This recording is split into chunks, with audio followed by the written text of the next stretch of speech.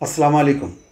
ধারণা করা হচ্ছিল যে নির্বাচন প্রশ্নে বিএনপি এবং জামাত কাছাকাছি। তার কিছু আলামতও ছিল জামাতের দিক থেকে, যে জামাতও আগেভাগে নির্বাচন চায় এবং সেটা আগামী রোজা মানে মধ্য ফেব্রুয়ারিতে যে রোজা তার আগেই।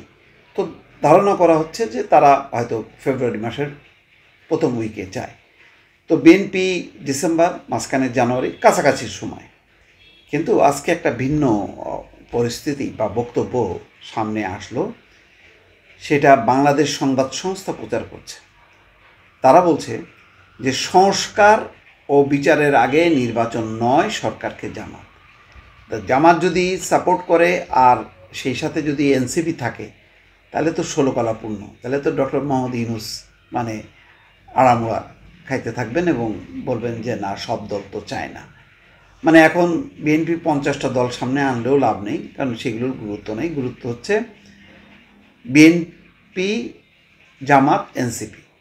এখন জামাত এনসিপি অন্তত বক্তব্যের দিক থেকে যা যা নেতারা বক্তব্য দেন তাতে কিন্তু মনে হচ্ছে এক।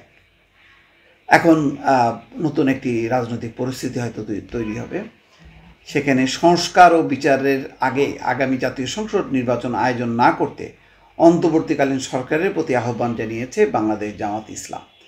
দলটির নায়েবে আমির অধ্যাপক মুজিবুর রহমান বলেন, যারা বিচার চায় না তারা শুধু তাড়াতাড়ি নির্বাচন চায়, সংস্কার চায় না। ঠিক এনসিপি কিন্তু এই ভাষায় কথা বলে, আজকে জামাত কিন্তু ঠিক সেভাবেই বলল। 2014 সালে হলো বিনা ভোটের নির্বাচন, 2018 সালে দিনের ভোট রাতে হলো, 24 সালে নিজেরা মানে ভোট দিয়ে ডামি নির্বাচন, যেটাকে বলা হয় আমি ডামি নির্বাচন। বাংলাদেশের জনগণ নির্বাচন চায়, তবে যেন তেন নির্বাচন চায় না। শনিবার দুপুরে কিশোরগঞ্জ জেলা জামাত আয়োজিত এক কর্মী সম্মেলনের প্রধান অতিথির বক্তব্যে তিনি এসব কথা বলেন। কিন্তু এখানে একটা ফাঁক দেখেন, যে জামাত এখানে বলছে না যে আমরা আগামী 2 মাসের মধ্যে মানে সংস্কার কমপ্লিট করতে চাই, দেখতে চাই, অথবা সেপ্টেম্বর অক্টোবরের মধ্যে বিচার সম্পন্ন দেখতে চাই, তারপরেই নির্বাচন। ডেডলাইন তো বিএনপির সাথে মেলানো যায় ডিসেম্বর, আর অন্তত বিচারের ক্ষেত্রে এটা বলা যায় না। বিচার তো বেশ একটা লম্বা প্রক্রিয়া, আর সংস্কারও পুরোপুরি হবে না, কারণ সংস্কারের সব প্রসঙ্গে সবাই একমত না। এই অবস্থায় যদি সংস্কার, নির্বাচন এইগুলি করতে যায়, তাহলে তো বলা যায় যে এটা একটা লম্বা ফিরিস্তি হবে আর কি, মানে লম্বা কাহিনী হবে, 2, 4, 5 বছরে নির্বাচন হবে না। এখন সেই দিকে গেলে জামাতের লাভ কিনা?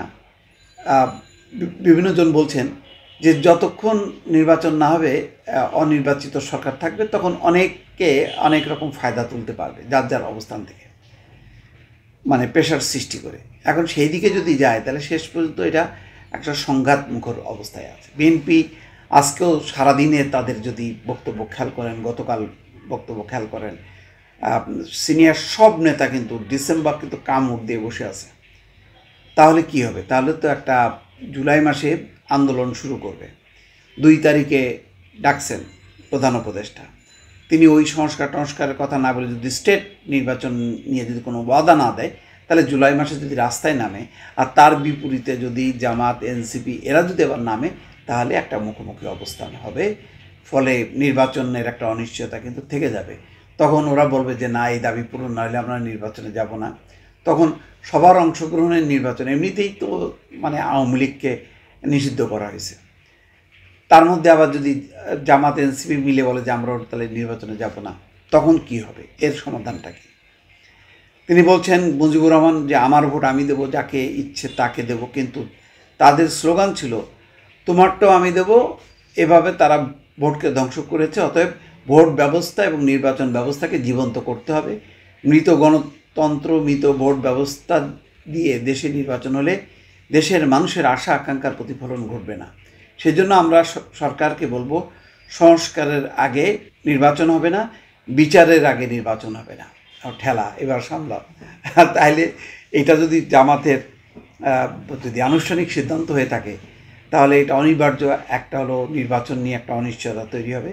অন্যদিকে বিএনপির সাথে মাঠের রাজনীতিতে একটা সংঘাত তৈরি হবে। এখন সেই পথে যাবে কি না, সেটা ভবিষ্যতে বোঝা যাবে। দর্শক, ভালো থাকবেন। আল্লাহ হাফেজ।